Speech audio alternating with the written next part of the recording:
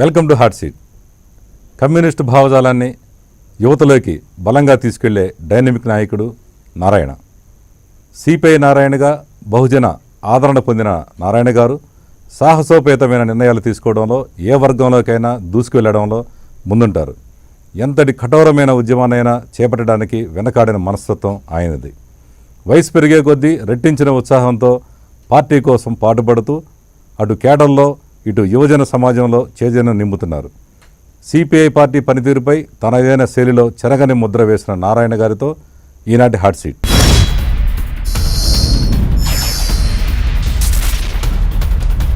Welcome to hot seat Narayana గారు. Thank you. Narayana గారు, మీరు ఈ సిపిఐ పార్టీ అనగానే నారాయణ గారి పేరు గుర్తొస్తుంటారు జనరల్గా. అంతగా మీరు సిపిఐ పార్టీలో మమేకమై పనిచేస్తూ ఉన్నారు. అసలు మీరు ఈ పార్టీలో ఎందుకు వచ్చారు? విద్యార్థి దశ నుంచే మీకు ఈ భావజాలాలు ఉన్నాయా, లేదంటే అనుకోకుండా వచ్చారా? దీని గురించి వాస్తవానికి నా నేపథ్యం చిత్తూరు జిల్లా నగరి తమిళనాడు బార్డరు. అచ్చంగా రాజకీయేతర పద్ధతుల్లో రాజకీయ సంబంధం లేని కుటుంబం అది. వ్యవసాయం, మా నాన్న వ్యాపారం తప్ప రాజకీయ సంబంధం లేదు. నేను కూడా చిన్న హై స్కూల్ అప్పుడు చాలా భక్తుడిని. గుళ్ళకు పోయేవాడిని, మా ఊళ్ళో దేవుని గుడికి అడిగేవాడిని, దీపాలు పెట్టేవాడిని, ప్రతి పండగ చేసుకునేవాడిని, చిన్న భక్తుడిని. ఎస్ఎల్సి పాస్ అని గుంటూరు కొట్టించుకున్నాను కొండకు పోయి. తర్వాత ఎస్ఎల్సి పాస్ అని మదనపల్లి పియూసీకి పోయినాం. ఆ తర్వాత గుంటూరులో ఆయుర్వేదిక్ మెడిసిన్ చదవమని చెప్పి మా నాన్న ఫ్రెండ్ ఒక ఆయన డాక్టర్ రామచంద్రరాజు గారు ఆయన సలహా ఇచ్చారు. ఆయనకంటే పుత్తూరు, నగరి, తిరుత్తూరులో 3 చోట్ల హాస్పిటల్స్ ఉన్నాయి. ఈ 3 హాస్పిటల్ ఒకరికి మెయింటైన్ చేయడం కష్టం కాబట్టి ఒక గ్రాడ్యుయేట్ ఉండాలి అనే ఉద్దేశంతో మా నాన్న గారికి ఆయన సలహా ఇవ్వడం, ఆయన నన్ను గుంటూరు పంపించాడు. గుంటూరులో మీరు ఏం చదివారు? Ayurvedic medicine. ఆయుర్వేదిక్ డాక్టర్ అయ్యారు మీరు? ఆయుర్వేదిక్ చదివాను. చదువుతున్నప్పుడు ఫస్ట్ ఇయర్ సెకండ్ ఇయర్ వరకు నాకు పాలిటిక్స్కి సంబంధం లే. ఆ తర్వాత ఏఎస్ఎఫ్కు అట్రాక్ట్ అయ్యాను. ఏఎస్ఎఫ్ ద్వారా సిపిఐకి అట్రాక్ట్ అయ్యాను.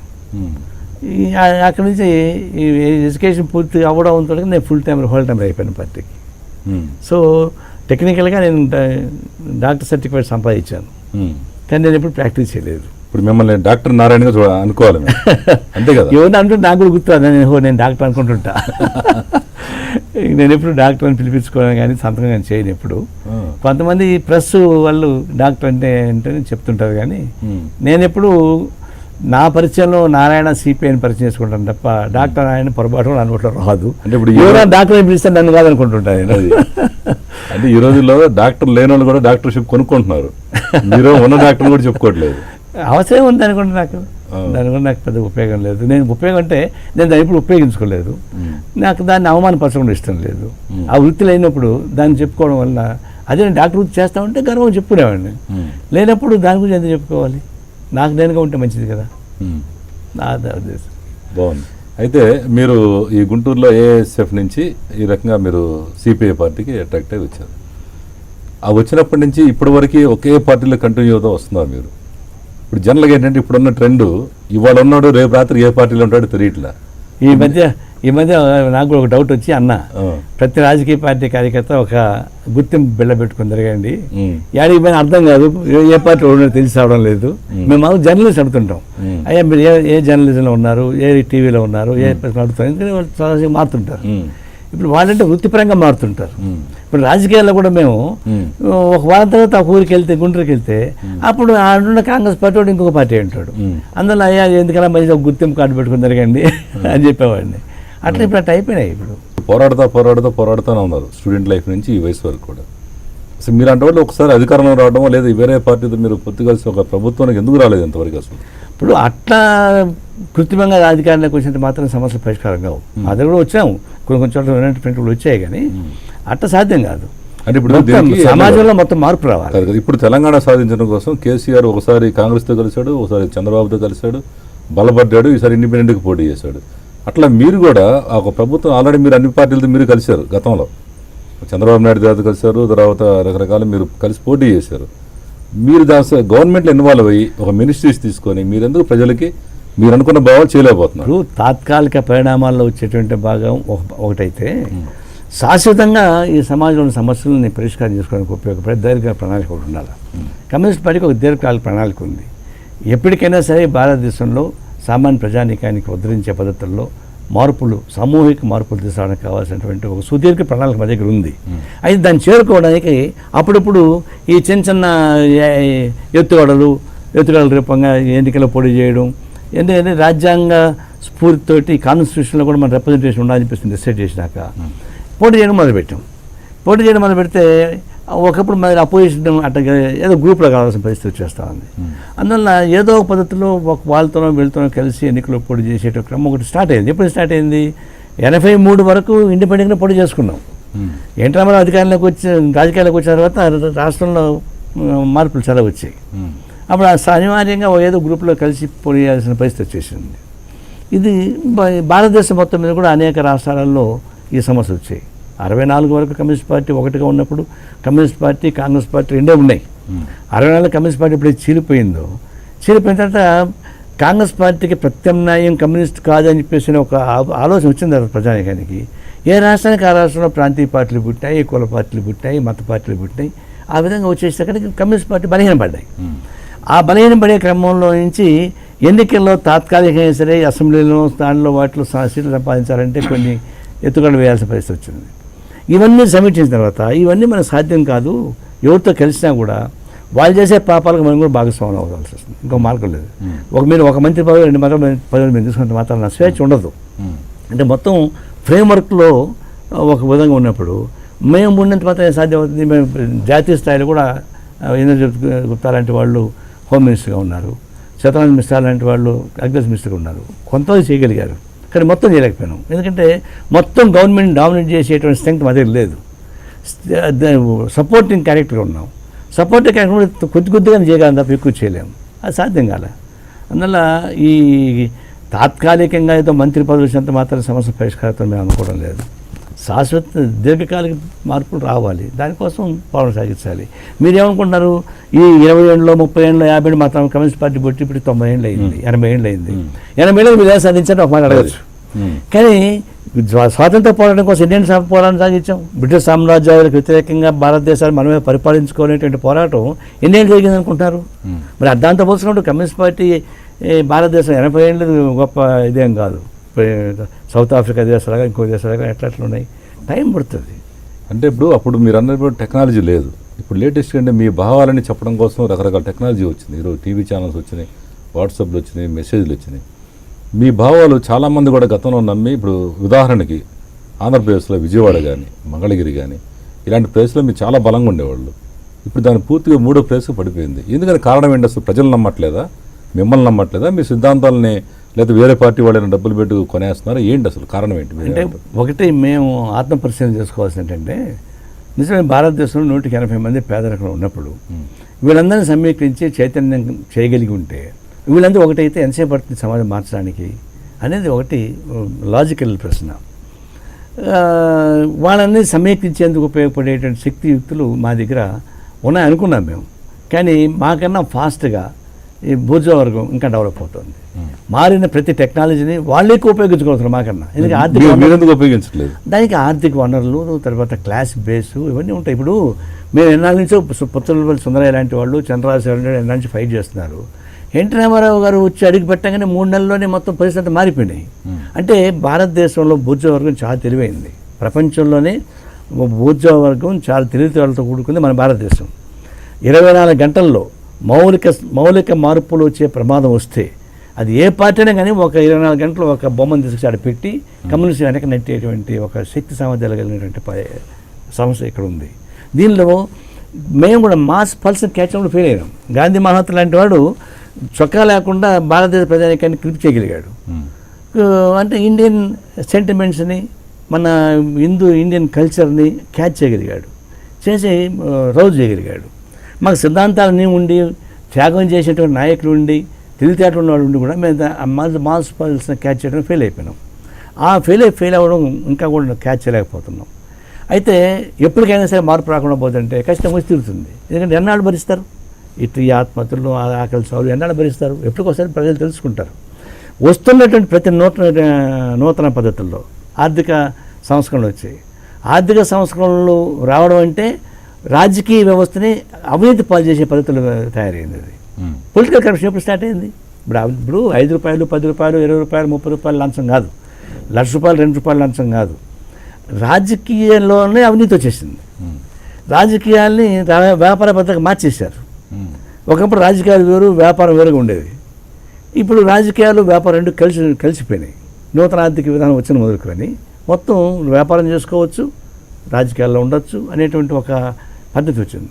అది కమ్యూనిస్టు సాధ్యం కాదు, అది వాళ్ళు చేయగలుగుతున్నారు. ఆ పద్ధతిని నడిపించుకుంటూ పోతున్నారు. ఎన్నాళ్ళు నడుస్తుంది నేను అనుకోను. ఇప్పుడు అదేంది చివరికి ప్రతి విధానం భారతదేశ ప్రజానీకానికి ఉపయోగపడేటువంటి ఏ విధానం కావాలన్నా పార్లమెంట్లో చట్టం పాస్ కావాలా, అక్కడేమో కరప్షన్ స్టార్ట్ అయింది. పాలసీలోనే కరప్షన్ స్టార్ట్ అయిన తర్వాత ఇంకెక్కడ ఆగుతుంది ఇది? ఇప్పుడు ఎస్సీజెడ్ రావడానికి ఎంత కరప్షన్ లేకపోతే ఎస్సీజెడ్ వస్తూ ఉంది, ఎంత కరప్షన్ లేకుండా పోతే న్యూక్లియర్ డీల్ని యాక్సెప్ట్ చేశారు, ఎంత కరప్షన్ లేకపోతే ల్యాండ్ సీలింగ్ యాక్ట్ వస్తూ ఉంది. ఇవన్నీ హోల్సేల్ కరప్షన్, అది పొలిటికల్ కరప్షన్ మారిన తర్వాత ఇది ప్రజలు అర్థం చేసుకోవడంలో కూడా ఇంకా సాధ్యం కావడం లేదు. వాళ్ళకి అర్థమయ్యే పద్ధతి చెప్పాలని ట్రై చేస్తే కూడా మాకు కూడా అంత ఫాస్ట్గా పోలేదు. మాకన్నా మేము 50 కిలోమీటర్ స్పీడ్లో పోతుంటే ఈ టెక్నాలజీ ఉపయోగించుకొని 150 కిలోమీటర్ స్పీడ్లో వెళ్ళిపోతున్నారు. అది క్యాచ్ చేయలేకపోతున్నాం మేము ఇప్పుడు కూడా. అంత క్యాచ్ అయ్యే విధంగా కాబట్టి కొన్ని విజయాలు సాధించాం. ఇప్పుడు మన పార్లమెంట్లో భూసేకరణ చట్టం మార్చడానికి ప్రయత్నించారు, దేశమంతా అలకలోలం చేసి చేసి ఎవరికి ఎన్నికపోయారు. అట్లా కొన్ని సాధించగలుగుతున్నాం. మరీ ఫాస్ట్గా ప్రజలకు వ్యతిరేకమైన చట్టాలని సెక్రటరీగా అమలుపరచడానికి వీలు కాకుండా ఒక చెక్ పెట్టగలుగుతున్నాం, కానీ పూర్తి డామేజ్ చేయలేకపోతున్నాం. కానీ అది ఏనాటికైనా సరే ఈ క్యాపిటల్ డెవలప్మెంట్, ఆర్థిక అభివృద్ధి అనేది అసమగ్ర అభివృద్ధిగా తీవ్రస్థాయికి వస్తే సహజంగా అప్పుడు సంక్షోభం వస్తుంది, ప్రజల్లో భరించరాని ఆవేశం వస్తుంది, అసంతృప్తి వస్తుంది. దాన్ని క్యాచ్ చేసుకునే స్థాయిలో మేము ఉండాలి. జనంలో అసంతృప్తి వచ్చినా కూడా మేము సిద్ధాంతం చెప్పుకుంటే ఇంట్లో కూర్చుంటే సాధ్యం కాదు.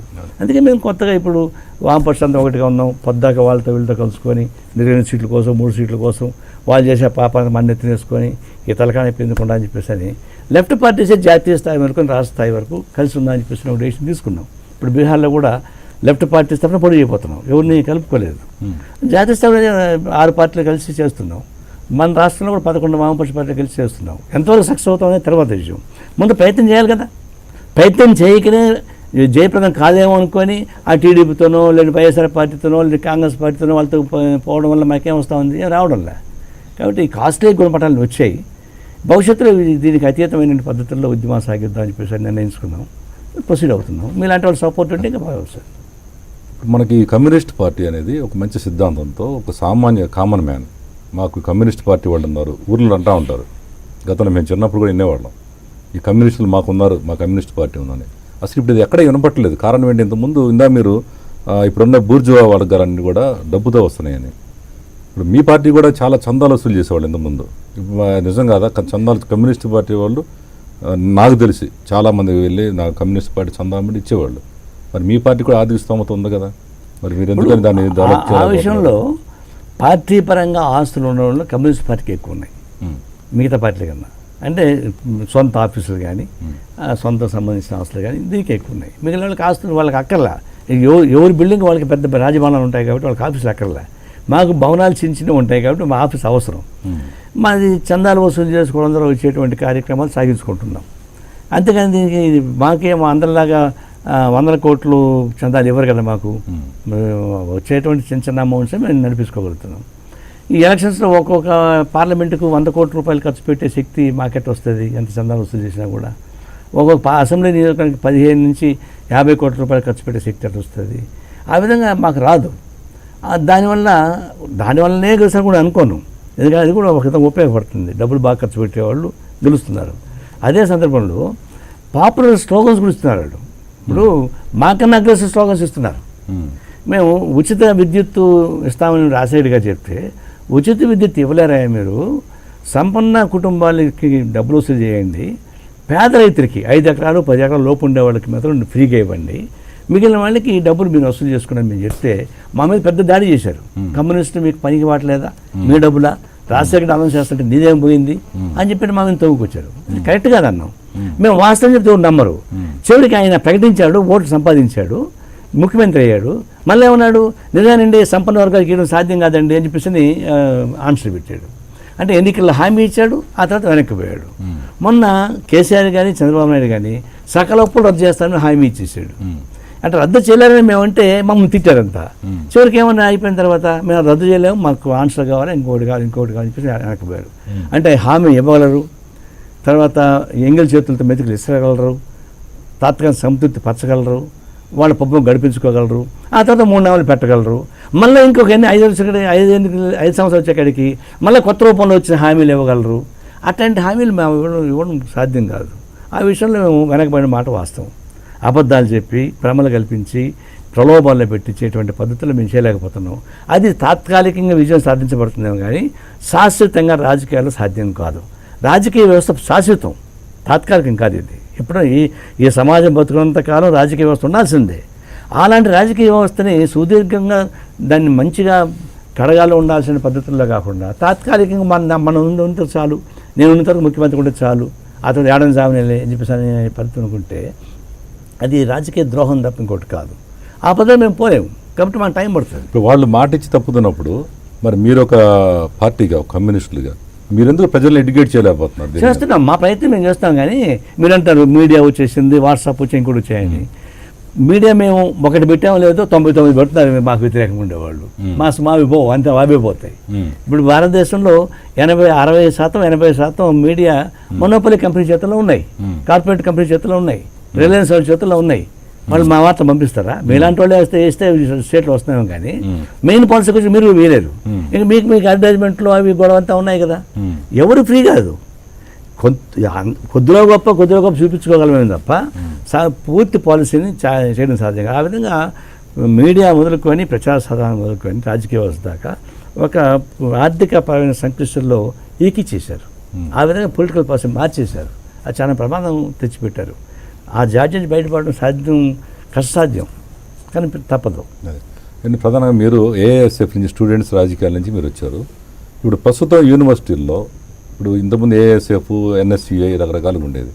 ఇప్పుడు అది పోయి కులాల వారీగా బోర్డులు పెడుతున్నారు. దీని మీద మీ కామెంట్ ఏంటి? ఇది కరెక్ట్గా? మొట్టమొదటి నుంచి కూడా రాజకీయాలలో కులాలు ఉపయోగించకూడదు, మతాలను ఉపయోగించకూడదు, సపరేట్గా ఉండాలని మాకు కోరిక. విద్యార్థి సంఘాలలో కూడా ఎన్నికలు జరిపించాల్సిందే. ఆ ఎన్నికలు జరిపించాల్సింది పొలిటికల్ పాలసీ. ఇప్పుడు జేఎన్యూలో జరిగింది మొన్న. జేఎన్యూలో దాదాపుగా అభ్యర్థులందరూ డిబేట్ పెట్టారు, ఉపన్యాసం ఇచ్చారు. దానిలో ఎవరు మంచిగా మాట్లాడారు వాళ్ళు ఎంపిక చేసుకున్నారు. భారతదేశంలో బహుశా జేఎన్యూ ఒకటే అట్లాంటివి జరుగుతూ ఉన్నాయి, ఇంకోసారి జరగడం లేదు. ఆ విధంగా కొంత సెంట్రల్ నుంచి కొద్దిగా బయట ఇక్కడ అంటే పాలిటిక్స్ మీద విధానంలో బయటకు వస్తే మంచిది. అట్లా కాకుండా ఏం చేస్తున్నారు, ఇప్పుడు చదువు రాకపోయినా, నోరు రాకపోయినా కులాలను అడ్డం పెట్టుకొని, దాంతోపాటు డబ్బులను అడ్డం పెట్టుకొని ఈ విద్యార్థి ఎన్నికలు మొదలుకొని అనేక పంచాయతీ ఎన్నికల దాకా వచ్చేస్తున్నాయి.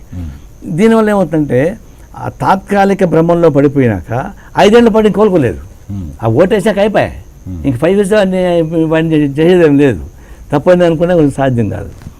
ప్రతి 5 ఏళ్ళకి ఒకసారి ఓసర వెళ్ళే రాజకీయాలు వస్తున్నాయి. ఆ ప్రకారం మా వేష భాష మారుతున్నాయి, సలహాలు హామీలు మారుతున్నాయి, మళ్ళీ 5 ఏళ్ళకి మళ్ళీ మారుతున్నాయి. ఆ విధంగా ఒక భ్రమలతో కూడుకున్న పద్ధతుల్లో రాజకీయ వ్యవస్థ నడుస్తుంది. ఇప్పుడు ఒక కృత్రిమ రూపంలో వస్తున్నటువంటి పరిణామాలు ఇవి. అది ఎప్పుడో ఒకసారి బద్దలు కాక తప్పదు. ఆ బద్దలు ఇవ్వడానికి కావాల్సిన పద్ధతిలో మీరు ఎందుకు ఎఫెక్ట్గా పనిచేయలేదు మీరు చెప్తున్నటువంటి ఆరోపణ కరెక్టే. వాళ్ళు చేసేటువంటి మోసాలకి, ప్రజలు అనిపిస్తున్న బాధలకి దాన్ని ఎఫెక్టివ్గా ఎందుకు మీరు ఎక్స్పోజ్ చేసి ఉంటే మీ దగ్గర రాలని అంటున్నారు. మా ప్రయత్నం మేము చేస్తాం, సరిపోవడం లేదు. కొత్త గవర్నమెంట్ వచ్చింది లేదు, వరుసగా ఆత్మహత్యలు జరుగుతున్నాయి కదా. మన తెలంగాణ మనం పరిపాలించుకుందామని హామీ ఇచ్చి గవర్నమెంట్కి వచ్చిన తర్వాత ఈ తెలంగాణ ప్రాంత ప్రజలు కూడా వాళ్ళని కాపాడలేకుండా పోయి ఆత్మహత్యలు జరిగిపోతున్నాయి. మేము వచ్చాను మీకు ఆత్మహత్య జరగని చంద్రబాబు నాయుడు చెప్పాడు, కానీ ఆడే మీకు తగ్గడం లేదు. అంటే దీన్ని బట్టి ఈ బాధల బందీల్ని ఇంకా సమర్థవంతంగా సమీకరించడానికి ఉపయోగపడేటువంటి సాధనాలు మాకు 2 రకాల లోపం. ఒకటి ఆర్థికపరంగా దాని కరపత్రాలు, వాల్ పోస్టర్లు తిరగడం చేయడం అనేది ఒకటి పద్ధతి అయితే, రెండవది ఈ ప్రచార సాధనాలు ఉపయోగించుకునేటువంటి పద్ధతి కూడా మాకు చాలా ఆటంకమే, అంత ఈజీగా పోదాం. ఇప్పుడు జనం కూడా ఏం చేశారు, ఇప్పుడు మిగతా పార్టీలు గ్రామాలలో బస్సులు పెట్టి వాళ్ళకి కావాల్సిన భోజనం ప్యాకెట్ తెచ్చి మళ్ళీ అవసరమైన డబ్బులు ఇచ్చి మొబైలైజ్ చేసేటువంటి ఒక సంస్కృతిని తీసుకొచ్చి పెట్టేశారు. మీ పార్టీ ఎప్పుడు అట్లా చేయలేదంటారా? మేము ఎప్పుడు చేయలేదు, ఇంతవరకు చేయలేదు, భవిష్యత్తుకు చేయడానికి సాధ్యం కాదు. అట్లాగే ఎలక్షన్స్ వచ్చినప్పుడు మీరు ఇందాక చెప్పారు ఎవరైనా సరే కోట్లు ఖర్చు పెట్టి ఎమ్మెల్యేలు అవుతున్నారని. మరి మీ పార్టీ తరఫున ఎన్నికైన వాళ్ళు డబ్బు ఖర్చు పెట్టుకుని గెలిచారని నమ్మచ్చా? ఇప్పుడు సాధారణ ఖర్చులు, ప్రచారానికి ఉపయోగపడే ఖర్చులు, కార్యకర్తల ఖర్చులు విస్తారు తప్పితే డబ్బులు పెట్టి కొనుగోలు చేసుకోవడం, డబ్బులు పెట్టి సారాయి పంచడం అవి ఎప్పుడు చేయలేదు. కాకపోతే ఖర్చులు అవుతాయి. మాకు వెహికల్స్ మేము కూడా పెట్టుకోవాలి కదా, కార్యకర్తలు భోజనాలు పెట్టాలి కదా. ఒకప్పుడు మేము 5 కిలోమీటర్ నుంచి 10 కిలోమీటర్ నడుచుకుంటూ తిరిగాం. ఇప్పుడు మా కార్యకర్తలు వాళ్ళు నడుచుకుంటూ తిరగరు. వాళ్ళకి మోటార్ సైకిల్ ఎక్కిపోతే పోడు, కారు లేకపోతే ఇంకొక ఊరికి పోడు. కానీ పరిస్థితి వచ్చేసినాయి. కాబట్టి వాటికి అయ్యే ఖర్చు మేము పెట్టుకుంటాం. కానీ డబ్బులు పెట్టి ఓట్లు కొనుగోలు చేయడం ఆ పద్ధతి మేము ఆ సంప్రదాయం పెట్టలేదు, భవిష్యత్తు కూడా పెట్టాం. అంటే మీ తరపున గెలిచిన వాళ్ళందరూ కూడా అసలు ఒక్క రూపాయి కూడా గెలిచారని నమ్ముతారు. డబ్బులు ఖర్చు అవుతాయి కానీ డబ్బులు పెట్టి ఓట్లు కొనుగోలు చేసి వెళ్ళలేదు, ఓటు కొనలేదు. కానీ ఖర్చు పెట్టాం. ఇప్పుడు మరి కరపత్రాలు, వాల్పోస్టులు తిరగడానికి, వెహికల్స్కి, కార్యకర్తల భోజనాలకి, పబ్లిక్ మీటింగ్ పెడితే ఒక మైక్ ₹1,00,000 తీసుకుంటుంటే ఖర్చు పెట్టడం ఏం చేస్తారు? అట్లాంటి ఖర్చు అవుతాయి. ఇప్పుడు నేను కూడా ఖమ్మంలో పోటీ చేశాను, నాకు కూడా ఖర్చు అయింది. అంటే మేము డబ్బులు పెట్టి కొనుగోలు చేయలేదు. కానీ కార్యకర్తలు 7 నియోజకవర్గాలకు సంబంధించిన వెహికల్స్ కానీ, తిండి కానీ, పబ్లిక్ మీటింగ్లు కానీ వాటికి ఉన్నప్పుడు కొంత అవుతుంది. అందువల్ల అంతవరకు చేయాలి, తప్పదు, ఇంకో మార్గం లేదు. కానీ ఈ కోట్ల రూపాయలు, ఇప్పుడు నేను విన్నది ఒక పార్లమెంట్ సభ్యుడు 3 ఏళ్లలోనే పంచాయతీ వరకుని పార్లమెంట్ దాకా ఎలక్షన్ దృష్టిలో పెట్టుకొని ₹183 కోట్ల ఖర్చు పెట్టాడు, ఎంపీ అయ్యాడు. అట్టగా మేమే పెట్టగలం? సాధ్యమవుతుందా? వాళ్ళు పెట్టుకుంటారు, రేపు కాంట్రాక్ట్ లైసెన్స్ తెచ్చుకుంటారు, కాంట్రాక్ట్ తెచ్చుకుంటారు, ఒక ₹1,000 కాంట్రాక్ట్ వచ్చేసిందంటే డబ్బులు వచ్చేస్తాయి వాళ్ళకి, అది పెద్ద ప్రాబ్లం కాదు. కానీ మేమేం చేస్తాం? మా ఆస్తులు అమ్ముకుందామని అంత ఆస్తులు ఉండవు. ఒకవేళ పెట్టినా ఆ డబ్బులు సంపాదించుకోలేము. ఒకవేళ సంపాదించుకోవాలి మమ్మల్ని తీసి పారేస్తారు పార్టీలో వేయించి. కాబట్టి మేము ఎట్లా సాధ్యం అవుతుంది? రాజకీయాల్లో పెట్టుబడి పెట్టి సంపాదించుకునే సాధ్యం కాదు. ఒక రాజకీయ పార్టీ అడిగాడు నన్ను, మీ పార్టీ అట్లా అనిపిస్తున్నామని అడిగాడు. నేను పేరు చెప్పదలుచుకోలేదు. మేము చందాలు వసూలు చేసుకొని హోల్ టైమర్స్కి ఇచ్చి అడ్వాన్స్ పెట్టుకొని నడిపించుకుంటున్నామే అన్నాం. మీరు చేసుకుంటారా? మేము చేయలేము ఆ పని, మాకు కుదరదు అన్నాడు. చెడగొట్టింది మీరే రాజకీయాలు. రాజకీయాల్లో ఉండేవాళ్ళు రాజకీయంగా పని చేసుకోమని చెప్పకుండా నువ్వు వ్యాపారం చేసుకోవయా, నువ్వు ఎన్నికలు పోటీ చేయవయా, ఆ డబ్బులు కొంత మా పార్టీకి నువ్వు ఖర్చు పెట్టుకొని చెప్పేసి అని రాజకీయ వ్యవస్థను ఫస్ట్ పట్టించింది మీరు అని అంటే, ఆ పెద్ద మనిషి ఏమన్నాడంటే నువ్వు అవుట్డేటెడ్ లేపు అన్నాడు. ఇంకేమంటావు? నిజాయితీతో ఉండమని చెప్పినప్పుడు మేము అవుట్డేటెడ్వి, పుస్తకాలు రాజకీయాలు చెప్పేవాళ్ళు అప్డేట్ అయిపోతున్నారు. నాకు కాలు నడుస్తుంది ఇప్పుడు తాత్కాలికంగా ఆ విధంగా. అయితే సహజంగా మీరు జనరల్గా ఈ ప్రజా సమస్యలు వచ్చినప్పుడు ఎక్కడ చూసినా మీరు వెళ్తూ ఉంటారు. నారాయణ వెళ్ళిపోయారు, అక్కడికి వెళ్ళిపోయారు, జెండాలు పాతారు, ఈ గొడవ చేస్తున్నాడు భూముల్లో అని చెప్పేసి. ఎందుకని మీ పార్టీ నుంచి అట్లాంటి ఆదేశాలు ఉంటే మీరే సొంతంగా వెళ్ళిపోతుంటారా? అంటే పార్టీ పని చేయమని ఆదేశిస్తారు తప్ప పొద్దున్న లేస్తే సాయంత్రం దాకా ఏమేమి పని చేయాలా, ఎక్కడ పని చేయాలా, ఎక్కడ గట్టి ఇవ్వాలని చెప్పేసి అని చెప్పరు. మా పార్టీ కార్యక్రమాల్లో ఒక బాధ్యత ఇచ్చినప్పుడు ఆ బాధ్యతను వెళ్తాము. ఒక సమస్య వచ్చింది, ఆ సమస్య కోసం వెళ్తాము. అక్కడ అగ్రెసివ్గా పోవాల్సి వస్తుంది. ఇప్పుడు నేను చిన్నగంజాం ల్యాండ్ స్ట్రగుల్ పోవాలని ప్రయత్నించాను. మన వాన్ పిక్ అప్పుడు మీరు వెళ్ళారు? అవును, చాలా గొడవ చేశారు. కాదు, నేను ఖమ్మంలో ట్రైన్ ఎక్కితే నేను ట్రైన్లోను బస్ స్టాండ్లోను ఎక్కడ దొరికితే పట్టుకొని ట్రై చేశారు. అది నాకు సెల్ ఫోన్ ఉన్నాయి కాబట్టి నాకు తెలిసింది, నీకోసం అన్ని చోట్ల కాపలా కాస్తానని చెప్పని. నేను ఇంకా వాళ్ళు ఎక్స్పెక్ట్ చేసిన బాపట్ల చీరాల వాళ్ళు నా కోసం ఉన్నారు, ఒంగోలు బస్ స్టాండ్లో ఉన్నారు. నేను చీరాల దిగాను. మా వాళ్ళు బోట్ తీసుకొని మర యంత్రం ద్వారా సముద్ర మార్గంలోకి పోయి భూమిని ఆక్రమించాము. ల్యాండ్ ఆక్రమించిపోయిన తర్వాత అదంతా పార్టీ చెప్తుందా, నువ్వు ఇటు బోట్లో పో అది చెప్తుందా? ఆడిపోయినాక దాని ప్రకారం పోతాము. అట్లా కొంచెం చోట్ల అగ్రెసివ్గా పోవాల్సి వస్తుంది. ఈ రకంగా అగ్రెసివ్గా వెళ్ళినప్పుడు మీ మీద కేసులు పెట్టడం, అరెస్ట్ చేయడం, జైల్లో పెట్టడం, బెయిల్ జరుగుతుంటుంది కదా. మరి అప్పుడు మీకు ఎప్పుడు ఇబ్బంది అనిపించలేదా? ఏంటి అసలు ఈ పార్టీ ఏంటి, మనం ఇంత కష్టపడుతున్నాం, మారట్లేదు సమాజం అని మీకు ఎప్పుడైనా ఇబ్బంది? అంటే మేము తప్పు చేసినామని ఫీలింగ్ ఉండి జైలుకి పోతే ఫీల్ అవుతాం. మేము తప్పు చేసిన అనుకోవడం లేదు, జనం కోసం కొట్లాడుతున్నాం. ఇప్పుడు కంపెనీకి అమ్మినాం భూ సమస్య పైన, జమీందారికి అనుకూలంగా ఎంఆర్ఓను పోలీసులు వచ్చినప్పుడు మేము ఏం చేయాలి? వాళ్ళ మీద దాడి చేయాల్సి వచ్చింది. కమ్యూనిస్ట్ పార్టీ దాడి చేస్తామన్నారు. ఇంకా వాళ్ళకి అడ్డం వచ్చినప్పుడు ఏం చేయమంటావు? మంత్రించమంటావు? వేపకాయలు కట్టలు తీసుకొని సాధ్యం కాదు. జంగారెడ్డి కూడా పోయినాము, నా కళ్ళకి దిగునే బుల్డోజర్ పెట్టుకుని గుడిసెలు తొక్కిస్తూ ఉన్నాడు. ఎవరైతే తొక్కించాడంటే ఎంఆర్ మీద వచ్చాడు, వాళ్ళ మీద దాడి చేయాల్సి వచ్చింది. నా కళ్ళకి గుడిసె కూలి చేస్తూ ఉంటే అయ్యా నమస్కారం, అయ్యా మా గుడిసె కూల్చని చెప్తాం, వాడు బుల్డోజర్ పోతా ఉంది. అది ఇక నేను బుల్డోజర్ పోయి నా డ్రైవర్ని పట్టుకుని బయట పడేసాను. నాకు అడ్డం వస్తాను, వాళ్ళని కొట్టి వీళ్ళని కొట్టి గందరగోళం అయితే దేశద్రోహం కేసు పెట్టారు. రాజమండ్రి జైల్లో ఒక 15 రోజులు ఉన్నా. విశాఖపట్నం దాకా డీహోర్డింగ్ క్యాంపెయిన్ చేసినాము, ధరల పైన మొత్తం గోడౌన్స్ అంతా ఉంటే పగలగొట్టి బయట లాగిచ్చినాము, అది డకాయిటీ కేసు పెట్టారు. విశాఖపట్నం సెంట్రల్ జైల్లో ఉన్నాము, శ్రీకాకుళం జైల్లో ఉన్నాము. ఈ నల్ల జెండా ఎగరేమని పిలిపించారు మా పార్టీ వాళ్ళు. పొంగలో ఎగరేస్తే దేశద్రోహం కేసు పెట్టి వాయిల్పాడు జైల్లో పెట్టారు. అవన్నీ మేము చేసేది కరెక్ట్గా ఫీల్ కాబట్టి ఆ జైలు పనిష్మెంట్ మాకు పనిష్మెంట్గా లేదు. పైపచ్చి మేము ఎంజాయ్ చేస్తున్నాం. మేము ఫైట్ చేసినాము, వెలుగులోకి తీసుకొచ్చినాము, గుడిసెలను కూలగొట్టిన చోట మళ్ళీ ఇల్లు కట్టించినాము, భూములు పౌడించిన భూములు ఆక్రమింపు చేయించినాము, జనం బతుకుతున్నారు. శ్రీకాకుళం లోకత్ వలసలో లంబాడి భూమితో ఆక్రమించుకుంటే అక్కడ పోయి వాళ్ళు దున్నించి వేరే హ్యాండ్ ఓవర్ చేయిస్తే నారాయణ కూడా నా పేరుతో ఒక కాలనీ కట్టుకొని వాళ్ళు నివసిస్తున్నారు. ఇక్కడ శ్రీకాకుళం జిల్లా లోకత్ వలస పాలకొండ దగ్గర. ఇప్పుడు కూడా నా పేరుతో ఉంది. చెప్పిన నా పేరు పెట్టుకోబాకుండా నేను చచ్చిపోయినాక పెట్టుకోవా, బతికినాక పెట్టుకోవద్దు అన్న. గిరిజనులు ఒప్పుకోలేవాళ్ళు. జంగారెడ్డిగూడెంలో కూల్చిన ఇంట్లో మళ్ళీ కింద కట్టించిందో కొంచెం నిద్రపోలేదు, అట్లా కొంచెం చేయించాము. కాబట్టి అటంటప్పుడు జైలుకి పోయినా కూడా మేమేమి ఫీల్ కాము. మేము తప్పు పని చేస్తే అప్పుడు జైలుకి పోతే అయ్యో తప్పు పని చేసి అనుకుంటాము. వాళ్ళు ఈరోజు ఫీల్ అవ్వట్లేదు రండి, వెళ్ళినోళ్ళు వాళ్ళు ఇంటికి గర్వంగా ఉన్నారు. వాళ్ళు ఇంకా హ్యాపీగా జైలు నుంచి వచ్చి నవ్వుతా వస్తారు. వాళ్ళు జైలు నుంచి ఎట్లా వస్తున్నారు ఇప్పుడు? పెద్ద హీరో లాగా, భగత్ సింగ్ లాగా వస్తున్నారు వాళ్ళు. ఊరేగింపులు, టపాకాయలు, లైవ్లు, మరి టీవీ లైవ్లు వాళ్ళకే వస్తాయి. మాకు వస్తాయి టీవీ లైవ్లు వస్తున్నాయి. ఇప్పుడు నారాయణ గారు, మీరు ఇట్లా అనేక రకాల ఉద్యమాలు చేస్తున్నారు, వెనక ముందు చూడకుండా వెళ్ళిపోతున్నారు కదా. మీకు ఎప్పుడన్నా ఏదైనా గవర్నమెంట్ అసలు మిమ్మల్ని కాల్ చేస్తాం, ఎన్కౌంటర్ చేస్తాం అలాంటి సంఘటనలు జరిగినాయా? ఎన్కౌంటర్ చేస్తామని చెప్పరు కానీ దాని ప్రకారం దాడులు చేయడానికి కావాల్సిన పద్ధతుల్లో అడిచర్లు చేశారు, కొట్లాడిన రకరకాలు జరుగుతుంటాయి. అంటే మేము సాయుధ పోరాటం చేయడం లేదు కదా. ఒకప్పుడు గెరిల్లా పోరాటం చేసినప్పుడు మీరు చెప్పిన సంఘటన అట్లాంటి సాయుధ పోరాటం చేసేటువంటి ప్రాంతం అక్కడికి ఉద్యమాలు చేస్తున్నాం. దానిలో అంశానికి పోలీసులు నిర్బంధం చేస్తున్నారు, లాఠీ చార్జ్ చేస్తారు, జైల్లో పెడుతుంటారు, అవన్నీ చేస్తున్నారు. కాల్చిపారేయాలనేటువంటి స్థాయికి గవర్నమెంట్ ఎప్పుడు అనుకోలేదు. ఎందుకు అనుకోలేదంటే మా యాక్టివిటీ పొలిటికల్ యాక్టివిటీ, మాది నాన్ పొలిటికల్ యాక్టివిటీ అయితే అప్పుడు మీరు చెప్పింది కరెక్ట్. మాది నాన్ పొలిటికల్ యాక్టివిటీ కాదు. కాబట్టి మేము ఎంత అగ్రెసివ్గా పోయినా, ఎంత గొడవ జరిగినా మమ్మల్ని చంపేయాలనేటువంటి అభిప్రాయం గవర్నమెంట్కి రావడం సాధ్యం కాదు. మేము డకాయిటీ పనులు చేస్తున్నామా, లేదా ఇంకేమన్నా చంపుతున్నామా, పోయి ఆస్తుల కోసం చంపుతున్నామా? అదేం లేదు కదా. ప్రజల కోసం ఫైట్ చేస్తున్నాము. ఆ ఫైట్ చేసి కొంతమంది ఇబ్బంది పడుతున్న మాట వస్తాం, కొంతమంది ఆస్తులు పోయినాయి, పాపం నష్టపోయారు కాకుండా. అది పొలిటికల్ చూసారు తప్పితే వ్యక్తిగతంగా చంపాలి అనేటువంటి ప్రయత్నం ఎప్పుడో ఒకటి గుర్తుపెట్టుకోండి. రాజకీయాలలో రాజకీయ ఉద్యమంగా ఎంత మిలిటెంట్గా చేసినా సరే టార్గెట్స్ ఉండవు. రాజకీయాలను అడ్డం పెట్టుకొని పర్సనల్ గెయిన్స్ కోసం చేసేటువంటి డకాయిటీ పనులు చేస్తారే in the name of politics. వాళ్ళకే సెక్యూరిటీ మీరు చూసుకోండి. ఏ ఎమ్మెల్యే కానీ ఎంపీలు కానీ సెక్యూరిటీ ఎవరుకుంటుంది? గన్మెన్స్ ఎవరుకుంటున్నారు?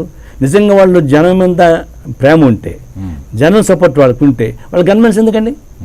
ఎన్నికే చోట్ల గెలుస్తున్నావు, గన్మెన్ 10 మంది పెట్టుకుంటున్నావు. What is use of it? కాబట్టి నీకు మోటివేషన్ తేడా ఉంది, మా మోటివేషన్ తేడా లేదు. మేము పొలిటికల్ ఫైట్ ఇప్పుడు మాకుండా బాధపడిన వాళ్ళు చాలామంది ఉన్నారు, నష్టపడిన వాళ్ళు చాలామంది ఉన్నారు. కానీ వాళ్ళకు పొలిటికల్గా ఫైట్ చేశారని అనుకుంటారు తప్పితే వ్యక్తిగతంగా మేము పోయి వాళ్ళు దాడి చేసి అనుకోరు. అప్పుడు మాకు కూడా ప్రొటెక్షన్ కావాల్సి వస్తుంది. అది మేము రైల్వే స్టేషన్లో బస్ స్టాండ్ పోతున్నాడు ఒంటరిగానే. మాకెక్కడ నేనైతే జనం కూడా తీసుకునే ఊరిని, నా పని నేను ఒకటే పోతుంటాను. మా ఉద్యమాలలో బ్యాడ్ మోటివేషన్ ఉంటే ఈ సమస్య వస్తుంది. ఓకే అండి. హాట్ సీట్ కార్యక్రమంలో చిన్న విరామం.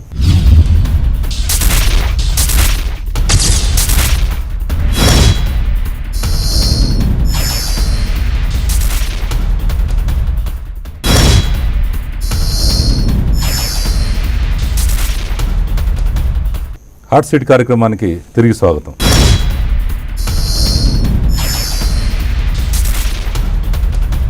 మీరు ఈ రకంగా ఉద్యమాలు చేస్తారు దాదాపు 10 జిల్లాల్లో. ఎలక్షన్స్ అప్పుడు మిమ్మల్ని ఎందుకు నమ్మట్లేదు అంటున్నాను. ఇది పొలిటికల్ కాన్ఫిడెన్స్ క్రియేట్ చేయాల్సిన వస్తుంది. ఒక్కసారి కాన్ఫిడెన్స్ క్రియేట్ చేయగలిగితే మళ్ళీ వాళ్ళు పోరు. ఇప్పుడు మళ్ళీ కమ్యూనిస్ట్ పార్టీ అధికారంగా రాబోతుంది అనేటువంటి ఒక అభిప్రాయం రాగలిగితే అప్పుడు ఈ జనం అంతా మాత్రం ఉంటారు. ఇప్పుడేంటి ఓట్లు వేసినా సరే వీళ్ళు గెలవరు కదా. మంచివాళ్ళే, నారాయణ మంచివాడే, ఎక్స్ మంచివాడు, చెడ్డవై మంచివాడే, కానీ గెలవడు కాబట్టి ఎందుకు వేస్ట్ చేసుకోవాలనేటువంటి మర్యాద మాకు ఇస్తూనే ఓటుకు వచ్చేకాడికి గెలవడు కాబట్టి అనేది ఒక సాకు చెప్పి డబ్బులు ఇచ్చేవాడికి ఓట్లు వేసుకుంటున్నారు.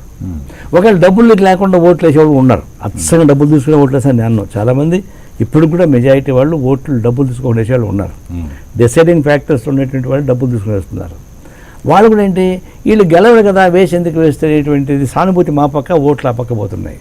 అంటే మేము చేయాల్సింది ఏంటంటే జనంలో మేమే ఆల్టర్నేటివ్ దీనికి అనేటువంటి ఒక వాతావరణం కల్పించగలిగిన స్థాయికి పోవాలి.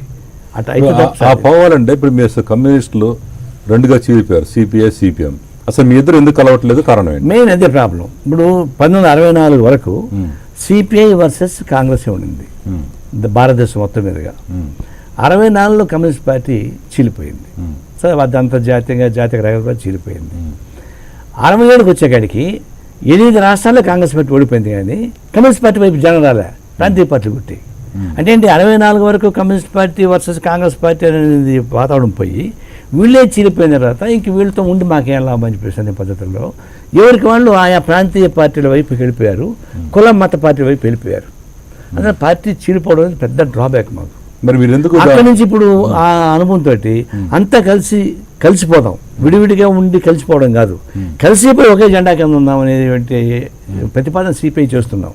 కానీ మా సోదర పార్టీ వాళ్ళు ఇంకా దాని మీద ముందుకు రావడం లేదు, చర్చ జరుగుతుంది.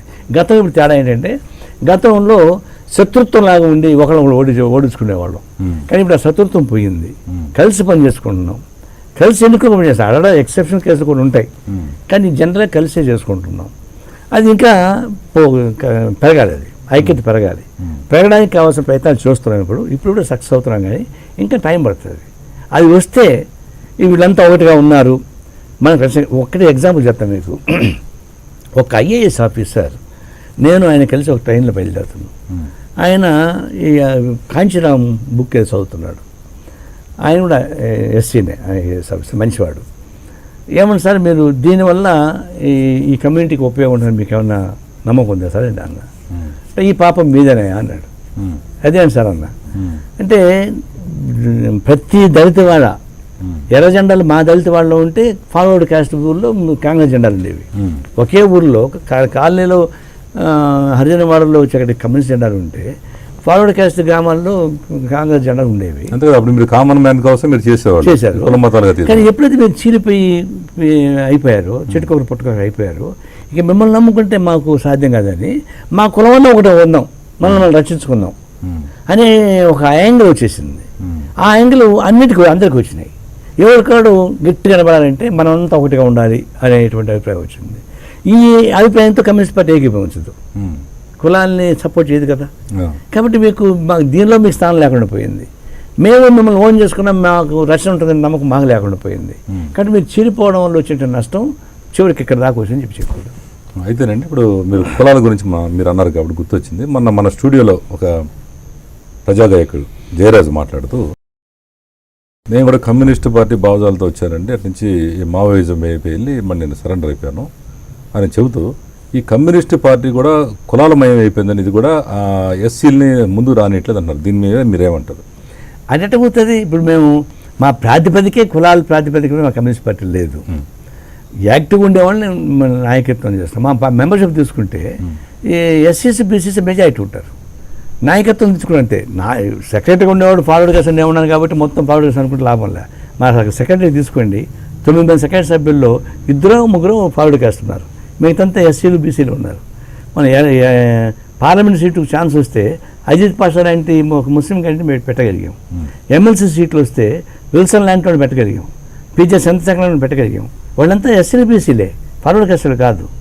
అంటే మా రిప్రజెంటేషన్ డెఫినెట్గా ఫార్వర్డ్ క్యాస్ట్ కన్నా మైనారిటీసు దళిత వర్గాలకు మెజారిటీ ఉండొచ్చు. కానీ నాయకత్వ స్థాయిలో ఉండేవాళ్ళని చూసుకొని మొత్తం ఇదే అనేటువంటి ఒక ఆపాదన ఉంది. ఒకప్పుడు మాట వాస్తవం మీరు చెప్పేది, ఒకప్పుడు ఫార్వర్డ్ క్యాస్ట్ వాళ్ళు దీనిలో ఉన్నారు, ఎందుకంటే వాళ్ళు యాక్టివ్గా ఉంటారు మొట్టమొదటి నుంచి. మేము ఎప్పుడు కానీ లీడర్షిప్ పెట్టిస్తామంటే ఎవరు యాక్టివ్గా ఉండి పార్టీని మొబిలైజ్ చేస్తున్నారో వాళ్ళకి లీడర్షిప్ ఇస్తాం. అంటే ఎస్సీలు కానీ ఎవరు యాక్టివ్ లేరంటారు? మీ పార్టీ ఉంటారు, కానీ మన సమాజంలో ఇంకా ఆ పట్టు రాలేదు. మనం ఎంత అప్లిఫ్ట్ చేసినా కూడా ఈ సోషలాజికల్ కొన్ని తరతరాలుగా శతాబ్దాలుగా వెనకబడినటువంటి ప్రాంతం నుంచి ఇంకా వెనక్కి రావడం లేదు. దాని నుంచి ఆ చొరవ కానీ అవి కానీ ఆ పట్టు కానీ ఇంకా రాలే. ఇప్పుడు వస్తూ ఉంది, వస్తూ ఉంది. కానీ ఏం వస్తూ ఉంది? ఇప్పుడు ఆ కుల పార్టీలు పెట్టుకునే వాళ్ళు వస్తున్నాయి. కమ్యూనిస్ట్ పార్టీ ఉండే వాళ్ళలో దాని డామినేషన్ ఇంకా రాలే. వాళ్ళది మెజారిటీ పార్టీ సభ్యత్వం మెజారిటీ ఉన్నా స్టేట్ కౌన్సిల్ 131 మంది ఉంటారు, కార్యవర్గంలో 31 మంది ఉంటారు. దాన్ని తీసుకుంటే మెజారిటీ వాళ్ళు బలహీన వర్గాలే ఉంటారు, ఫాలోవర్స్ తక్కువ ఉంటారు, కానీ డామినేషన్ కనిపిస్తుంది. అందువల్ల ఆ నష్టం కనిపిస్తూ ఉంది. ఇప్పుడు అది కూడా పోతూ ఉంది. ఇప్పుడు వాళ్ళ కాంబినేషన్ పెరుగుతూ ఉంది. మన ఆంధ్రప్రదేశ్ కమ్యూనిస్ట్ పార్టీ సెక్రటరీ ఎవరు, మరి అతను ఎందుకు గుర్తించరు? మరి బలహీన వర్గాల సెక్రటరీ కదా. అంటే ఇంకా ఆ చూసే వాళ్ళకి బలహీన వర్గాల వాళ్ళు కూడా కమ్యూనిస్ట్ పార్టీలో ఒక ముఖ్యమైన పాత్ర వహిస్తారని చెప్పేసి అని నిరాకరిస్తున్నారు. వాస్తవం చూడాలంటే ఇప్పుడు మా దగ్గర లెక్కలు తీసుకోండి, తెలంగాణ కమిటీలో కానీ ఆంధ్ర కమిటీలో కానీ మైనారిటీ ఫార్వర్డ్ కాస్ట్ ఉంటారు. ఒకప్పుడు ఫార్వర్డ్ కాస్ట్ మెజారిటీ ఉన్నారు. ఒక 20-25 ఏళ్ళ క్రితం మీరు చెప్పిన కరెక్ట్, ఇప్పుడు కాదు. అంటే ఇప్పుడు సిపిఐ అనగానే నారాయణ, సిపిఎం అనగా రాఘవులు, ఇదే పేరు వినపడతాయి కానీ రెండో పేరు ఎందుకు వినపడలేదు? కారణం ఏంటి అసలు? ఉన్నాయి, కానీ ఇప్పుడు ఎవరైతే సెక్రటరీ ఉంటారో వాళ్ళ పేరు ఆటోమేటిక్గా వస్తుంది. ఇప్పుడు సెక్రటరీగా నేను నా పేరు వచ్చింది. ఇప్పుడు నేను లేను సెక్రటరీగా, మరి చాడా వెంకటరెడ్డి సెక్రటరీగా ఉన్నాడు, అటు రామకృష్ణ సెక్రటరీగా ఉన్నారు, వాళ్ళ పేర్లు వస్తున్నాయి కదా రోజు. అంటే నేను వచ్చినంత ప్రముఖం రాకపోవచ్చు, ఎందుకంటే నేను దాదాపు 10-15 ఏళ్ళగా ఉన్నాను కాబట్టి వస్తూ ఉంది. వాళ్ళు ఇప్పుడు 1 year కదా అయింది వాళ్ళు ఛార్జ్ తీసుకొని ఎట్ట వస్తారు, వాళ్ళు టైం పడుతుంది. వాళ్ళు కూడా 2-3 ఏళ్ళు అయితే వాళ్ళు కూడా వస్తారు. అట్లా కార్యదర్శిగా ఉండే వాళ్ళ రోల్ ఎక్కువ ఉంటుంది. కలెక్టివ్ డిసిషన్ అయినా మేము ఏం చేసినా సరే కార్యదర్శి వర్గంలో కార్యవర్గంలో చర్చించిందని మేము అమలు చేస్తాం. కానీ పర్సనాలిటీ రోల్ ఉంటుంది. అందులో మన భారతదేశం హిస్టారిక్గా తీసుకుంటే రాముడు, రావణాసురుడు, శ్రీకృష్ణుడు పర్సనాలిటీ కలిసి నుంచి వచ్చిన సొసైటీ మంది. అది ఎంత కాదనుకున్నా ఆ పర్సనాలిటీ రోల్ ఇంకా కూడా ప్లే చేస్తుంది. కమ్యూనిస్ట్ పార్టీ మనం అసలు వాటిని వ్యతిరేకిస్తున్నారు కదా, రాముడు సీతయ్య లేరని మనం. అవును, సిద్ధాంతంతో వ్యతిరేకిస్తున్నాం. వాళ్ళతో మనం పోల్చుకోకూడదు కదా. మన ఇండియన్ ట్రెడిషన్ చెప్తున్నా, Indian tradition personality cult oriented tradition మంది. అది నువ్వు కమ్యూనిస్ట్ దేవుళ్ళు అని ఎంత చెప్పినా జనం ఉంటున్నారా? వినాయక నిమజ్జనంలో 1,00,000 మంది పోయి నిలబడతారు, మనం ఏం చేస్తున్నాం? బ్రహ్మోత్సవానికి ఎంతమంది పోతున్నారు చూస్తున్నాం, మనం ఏం చేస్తున్నాం? అదే మా సిద్ధాంతం పక్కన పెట్టండి. ఈ పర్సనాలిటీ కల్ట్ అనేది సహజంగా పనిచేస్తుంది. అందులో రాజకీయ పార్టీలు కూడా కొంత గొప్ప పనిచేస్తుంది. అదే డామినేట్ చేయదు కానీ ఉంటుంది. అట్లాంటి ప్రభావం మా దగ్గర కొంత పనిచేయచ్చు. కానీ ఓవరాల్గా ఇంప్లిమెంటేషన్కి వచ్చేటప్పటికి క్యాస్ట్ పద్ధతిలో కాకుండా సామాజిక పద్ధతిలో ఇంప్లిమెంట్ అవుతున్నాయి.